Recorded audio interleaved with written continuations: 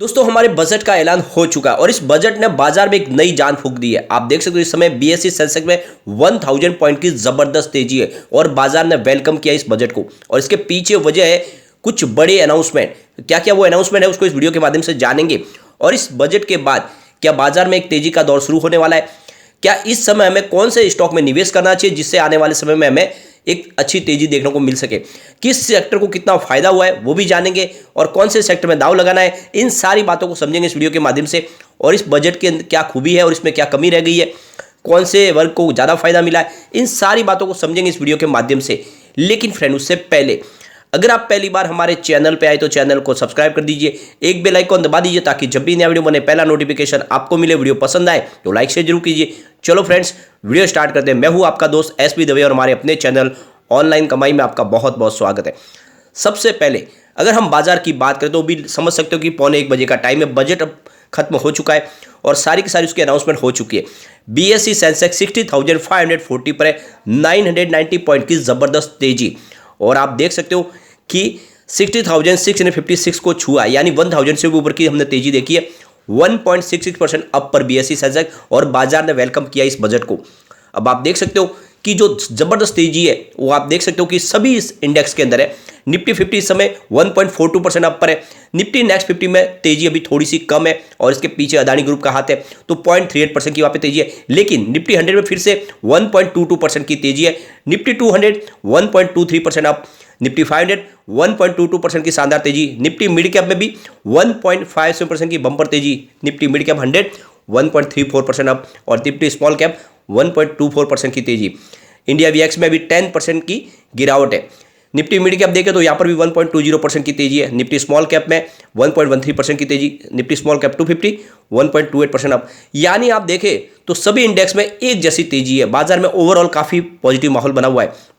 अब अगर हम सेक्टर इंडेक्स की बात करें, सबसे ज़्यादा कौन से इंडेक्स को फायदा हो रहा है तो ये आप देख सकते हो बेस्ट सबसे ज़्यादा इस समय दौड़ने वाला जो इंडेक्स है वो है निफ्टी प्राइवेट बैंक, 2.51% की ज़बरदस्त तेजी। लेकिन इस तेजी के बीच में भी अभी पीएसयू बैंक में 0.17% की गिरावट है और इसके पीछे वजह है कि सरकारी बैंकों के द्वारा जो अदानी ग्रुप को ज़्यादा लोन दिया गया है उससे थोड़ा सा माहौल अभी यहाँ पे बिगड़ा हुआ है। लेकिन ओवरऑल सभी इंडेक्स आपको ग्रीन दिखाई देंगे।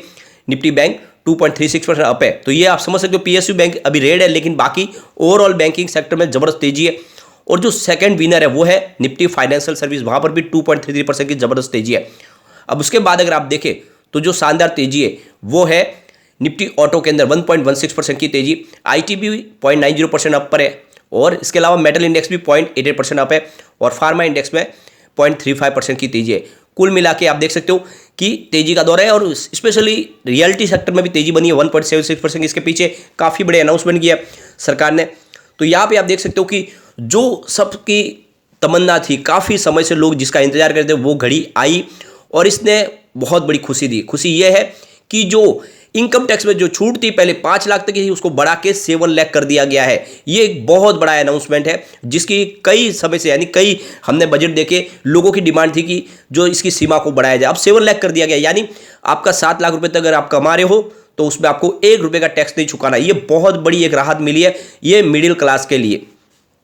और इस खबर ने ही एक माहौल है वो बहुत ज़्यादा पॉजिटिव बना दिया है कि अब जो डिमांड थी लोगों की काफ़ी ज़्यादा समय से लोगों के कि इस समय इस टैक्स छूट में इसको लिमिट को बढ़ाया जाए, ये कैसे है उसको भी आगे देखेंगे। सबसे जो बड़ी बात है, एक और बड़ी अपडेट यहाँ पे निकल के आ रही, 5G ऐप्स के लिए भी 100 लैब्स सेटअप किए जाएंगे और इसकी आप देख सकते हो कि 5G को ज़्यादा से ज़्यादा सरकार इस समय प्रमोट करने वाली है।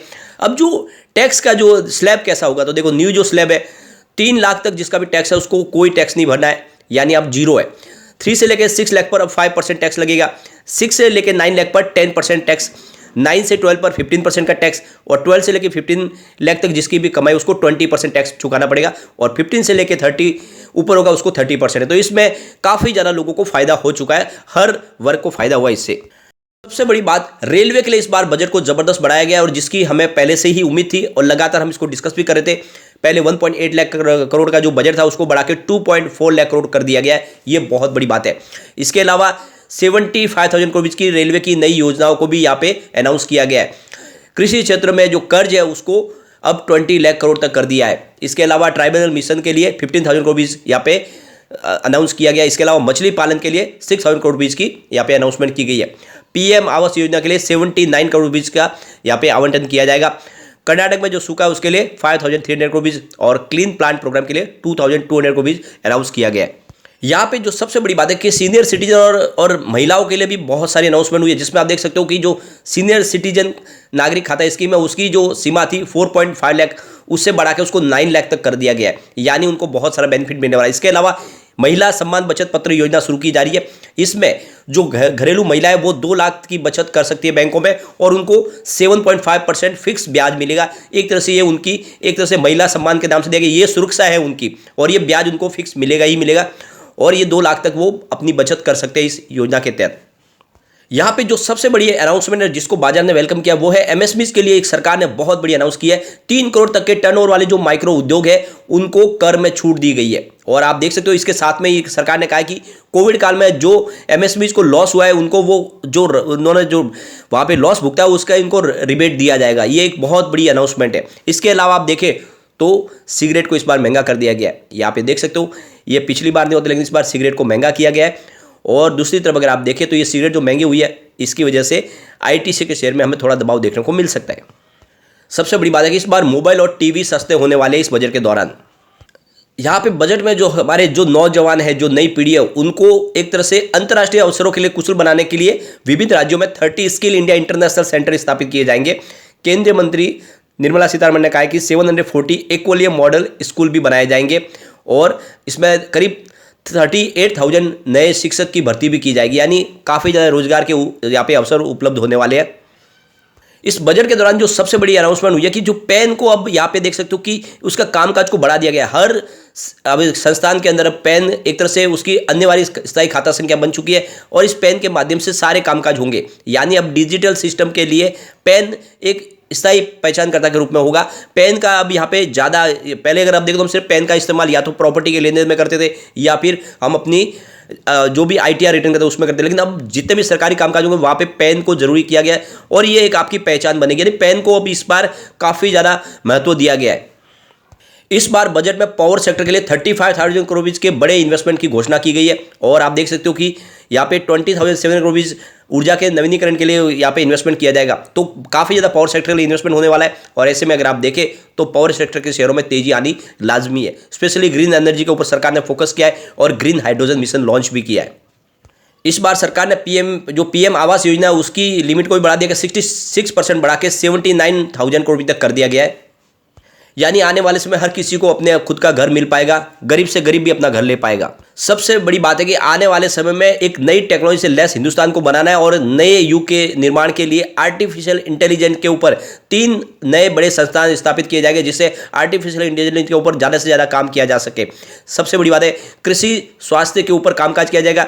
ये सारे जो कामकाज है आर्टिफिशियल इंटेलिजेंस के माध्यम से हो पाएंगे और इसके लिए सरकार ने काफ़ी कुछ अनाउंस किया है। सबसे बड़ी बात है कि जो राजकीय घाटा है उसमें गिरावट की संभावना बनेगी। यहाँ पे देख सकते हो फाइनेंशियल 2022-23 के लिए राजकीय घाटा जो है वो 6.4% है, जो आने वाले 2023-24 के लिए 5.9 रहने का अनुमान है, यानी राजकीय घाटा कम होता हुआ दिखाई देगा। एक तरह से सरकार की सेहत सुधरती हुई दिखाई देगी। यहाँ पे बजट में यह भी अनाउंस किया गया कि 157 नए नर्सिंग कॉलेज स्थापित किए जाएंगे और आदिवासी छात्रों के लिए भी काफ़ी कुछ यहाँ पे इन्वेस्टमेंट किया जाएगा, यानी इस बजट में हर किसी को यहाँ पे बेनिफिट देने की कोशिश की जा रही है। हमारा देश कृषि प्रधान है और इसलिए सरकार ने इस बार कृषि के ऊपर फोकस करते हुए 20 लाख करोड़ रुपए तक की जो ऋण की जो है लक्ष्य को बढ़ा दिया, यानी लोगों किसानों को ज़्यादा से ज़्यादा कर्ज मिले, वो अपने कारोबार को आगे बढ़ाए। इसके अलावा कृषि से स्टार्टअप शुरू करने वालों के लिए भी यहाँ पे बहुत सारी बेनिफिट दिए जाएंगे, उनको एक प्रोत्साहन दिया जाएगा, उनके लिए स्कीम के तहत उनको बेनिफिट दिया जाएगा जिससे ज़्यादा से ज़्यादा लोग कृषि क्षेत्र में निवेश करें।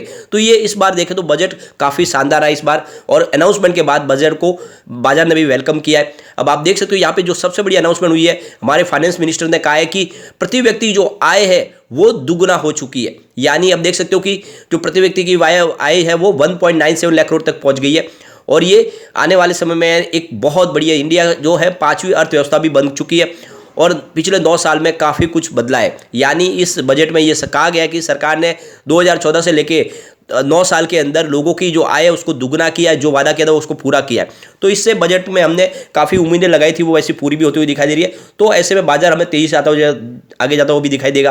तो ऐसे में पावर सेक्टर, रेलवे के शेयर में निवेश का ये सही मौका है, आपको इन्वेस्टमेंट करना चाहिए इस समय। लेकिन फ्रेंड, कोई भी इन्वेस्टमेंट करने से पहले अपने फाइनेंशियल एडवाइजर के बारे में ले ले या अपना खुद का रिसर्च करें, क्योंकि मैंने वीडियो आपके एजुकेशनल पर्पज के लिए ही बनाया। वीडियो पसंद आए तो लाइक से जरूर कीजिए और चैनल को सब्सक्राइब कर दीजिए। Thank you friend.